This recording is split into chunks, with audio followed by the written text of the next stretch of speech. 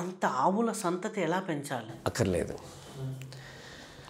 ఇప్పుడున్న ఆవులతో ఇప్పుడు దీన్ని అందరూ అర్థం చేసుకున్న ప్రభుత్వాలు, ప్రజలు ఉన్న ఆవులతో మళ్ళీ చేసేయచ్చు పునర్నిర్మాణం దేశాన్ని.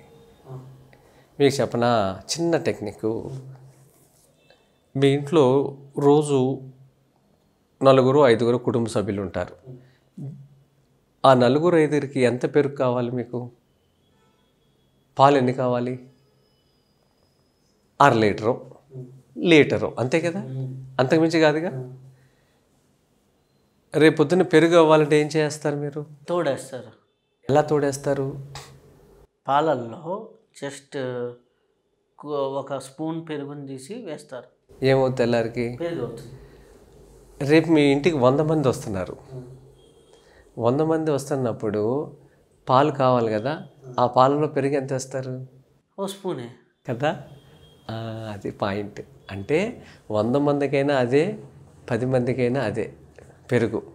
కల్చర్ ఇది. బ్యాక్టీరియా ఎందాక మాట్లాడుకున్నాం కదా, బ్యాక్టీరియా ఈ సృష్టి అంతా కూడా ఆ పెరుగు. అలాగే ఈ పేడ కూడా ఈ భూమికి సరిపోతుంది. భూమికి ఎరువు అనేది లేదు, మొక్కలకి ఎరువు లేదు. కల్చర్ ఈ బ్యాక్టీరియా వ్యవసాయం చేస్తుంది వెళ్ళి, అంతేగాని ఎరువు కాదు. ఇప్పుడున్న పేడ, ఇప్పుడున్న ఆవులతో ఈ భూమిని మళ్ళీ బాగు చేసేయచ్చు. Simple logic. ఆ పెరుగు ఎలా మారింది? 100 మందికి అదే పెరుగు తోడు. ఇది తోడు. జీవామృతం అనేది తోడు, అంతేగాని ఎరువు కాదు.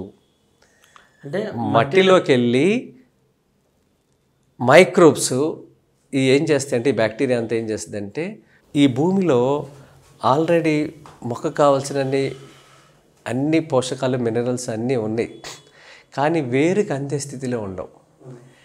ఇది వెళ్ళి వేరుకి అందించే స్థితిలో మారుస్తుంది.